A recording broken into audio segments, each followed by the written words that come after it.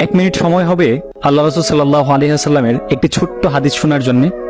একবার আম্মাজান হযরতে আয়েশা রাদিয়াল্লাহু তাআলা আনহা আল্লাহ রাসূল সাল্লাল্লাহু আলাইহি ওয়াসাল্লামের দিকে তাকিয়ে বলছে যে, ইয়া রাসূলুল্লাহ, আপনার পূর্ণিমার চাঁদের মতো চেহারায় কালো কালো দাগ কিসের?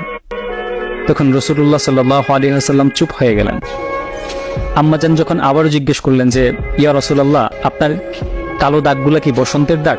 তাহলে আপনি আল্লাহ তাআলার কাছে দোয়া করেন যেন তিনি আপনার কালো দাগগুলোকে সরিয়ে দেন।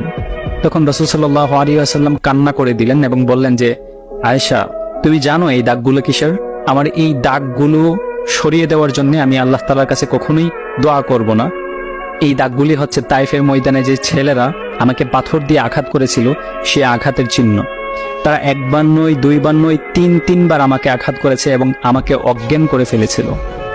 আমি চাই না আমার এই দাগগুলো মুছে যাক। কিয়ামতের ময়দানে যখন আমার সমস্ত